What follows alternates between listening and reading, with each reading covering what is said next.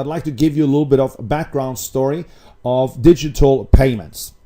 First of all, if we talk about digital payments and cryptocurrency, a lot of people will ask, what is it? Well, in short, it is actually digital money that can be transferred virtually at no cost to anyone, or at very little cost, and it can be transferred anywhere in milliseconds.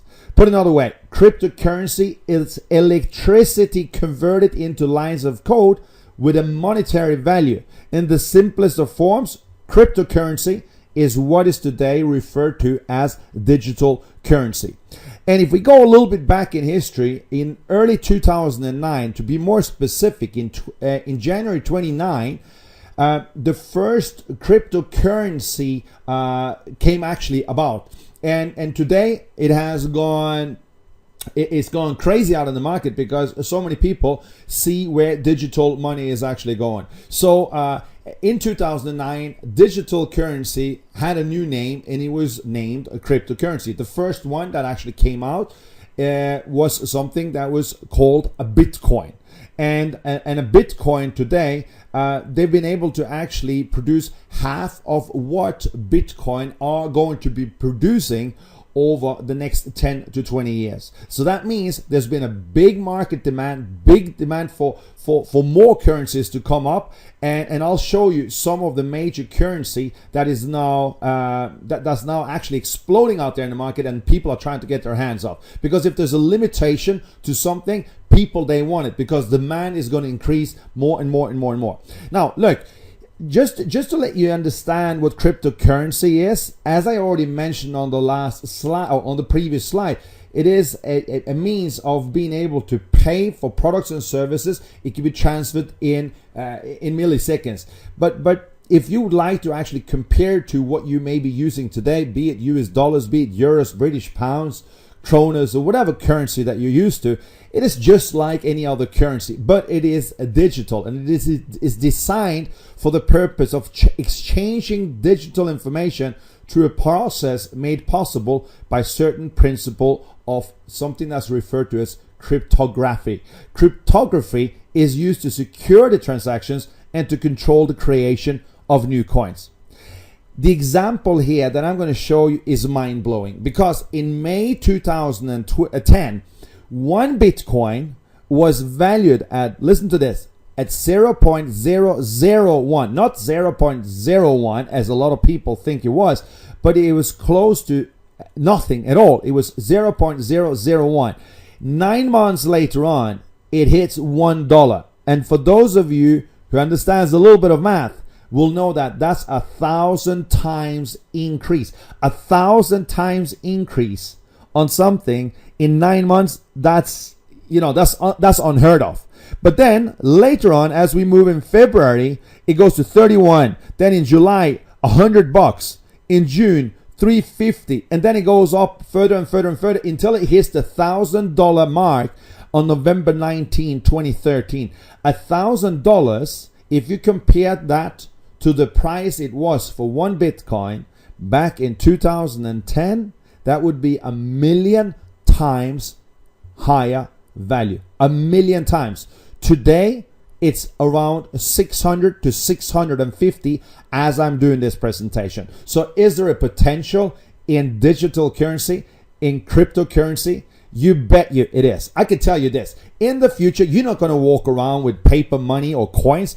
No, that's going to be obsolete. What you're going to be walking around with is what you walk around with all the time anyway, and that is your cell phone or your mobile phone, and that is what you're going to be using to pay for transactions, services, and products. When you go to the supermarket, when you go to the lawyer, when you want to do any kind of transfer across border, you're going to be using your phone. So this is, of course, something that is scaring a lot of banks out there.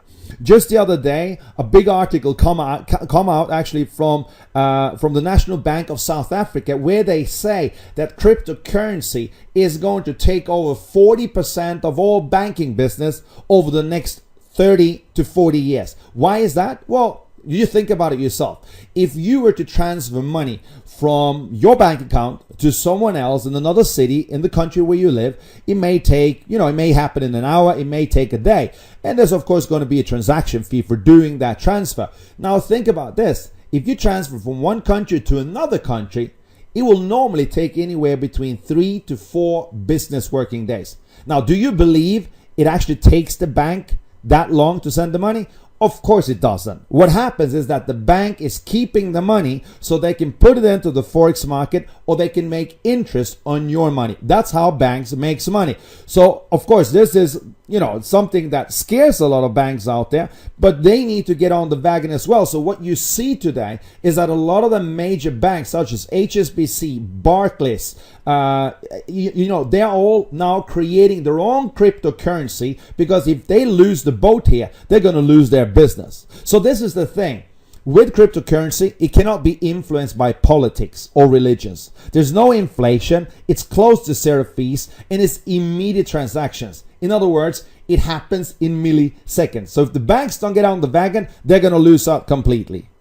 Now, today, even Wall Street are talking about this. This is the biggest thing since, the internet. When internet came along in the 80s, it was changing the way people was doing publishing.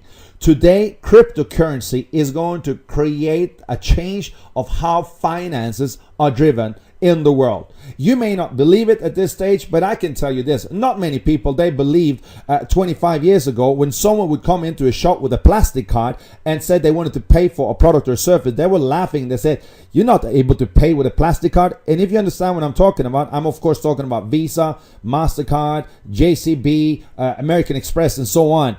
People, they were laughing. Today, I don't think any of your friends do not have either a debit or a credit card. Today, everyone pays with credit or debit cards. Me personally, I don't travel around with a lot of cash because it's unsecure, but I can travel around with a plastic card and I can pay for it using my, using it to get my services and products out there. Exactly the same thing is what's going to happen now over the next 5, 10, 20 years. People are not going to walk around with a plastic card either. They're going to just use their mobile phone. And this is what I refer to as the next generation of the .com industry, where millionaires are being made right now. Just to give you some success stories. Here's, back in 2013, there's a man that buys $27 of cryptocurrency. He forgets about it because $27 is not all that much. And then later on, he discovers it 2 years later on that it is worth $886,000. And he buys himself a luxury apartment on $27. There's another guy here, that was on Bloomberg News, where he purchased his first batch of coins, cryptocurrency, at 20 cents a piece. And he traded them for approximately $258 a piece. He bought it at 20 cents, trades it at $258, and he earns a profit of almost 1.3 million US dollars.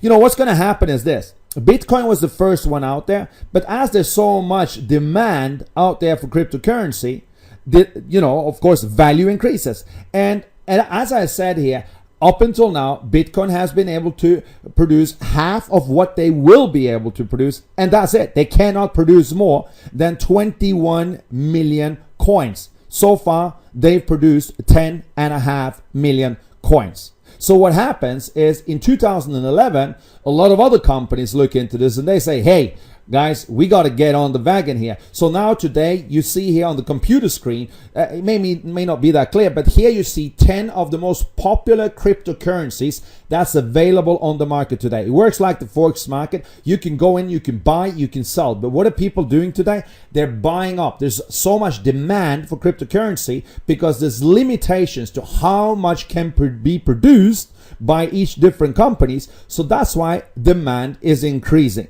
So today, there's about 500 different cryptocurrencies out on the market, and more are going to show up in the next few years.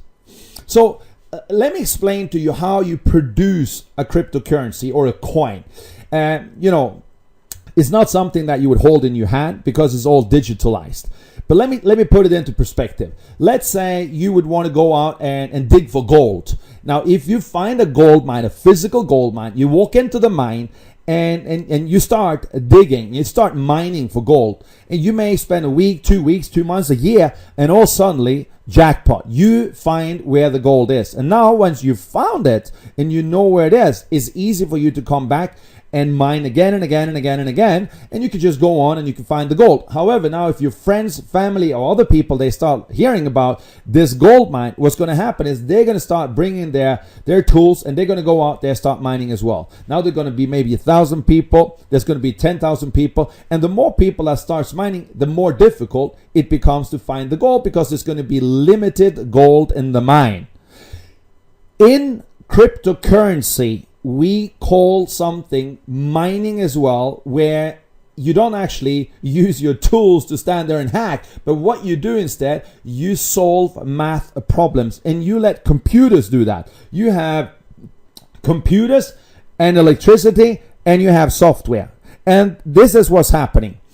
It is a process by which transactions are verified and added to a public ledger, known as something that's called a blockchain, and also the means through which new coins are released. And anyone that has access to the internet and that has, suitable, strong enough, resourceful enough hardware, computers, can actually participate in the mining.